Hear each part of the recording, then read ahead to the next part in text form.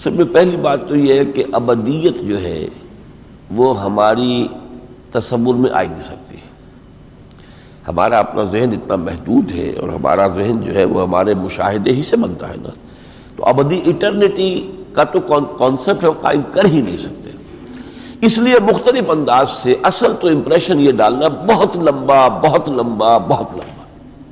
اس کے لیے مختلف اسلوب، مختلف انداز، کہیں صرف خالدین فیہا کہہ دیا، کہیں خالدین فیہا ابدا کہہ دیا. تو یہ کہ یہ زور رہے کہ یہ بہت لمبی زندگی ہے، بہت لمبی زندگی.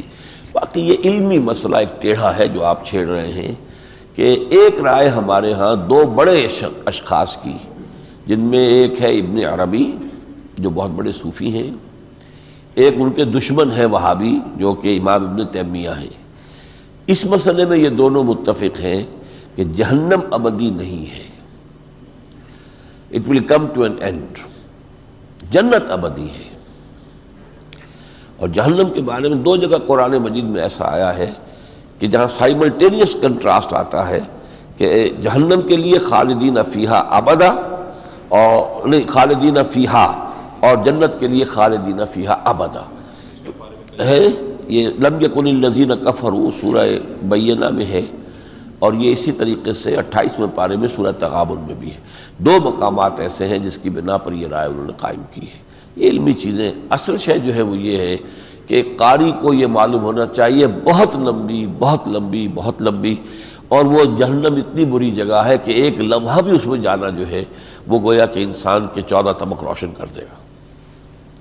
یہ ہے جو انسان کی سوچ پر اثر انداز ہوگی بات، اس کے عمل پر اثر انداز ہوگی.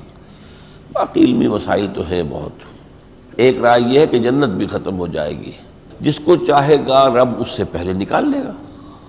اور یہ جو ہے مادامت السماوات والارض، اسی سے یہ بات نکالی ہے کچھ لوگوں نے کہ ایک وقت میں آ کر یہ پوری یونیورس جو اللہ نے کریٹ کی تھی یہ پوری ہی ختم ہو جائے گی.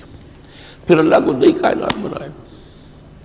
اور وہ جو ڈیوائن انرجی ہے کہ جس نے اس کائنات کی شکل اختیار کی، یہ جہاں سے آئی تھی وہی واپس چلی جائے گی. ان کو ہم کہتے ہیں مسائل حکمت. یہ فلسفے کے بڑے چوٹی کے مسائل ہیں، عام لوگوں میں ڈسکس کرنے کے بھی نہیں ہوتے. یہ اس سے یہ کہ لوگوں کو پریشانی ہو جاتی ہے خام خواہ.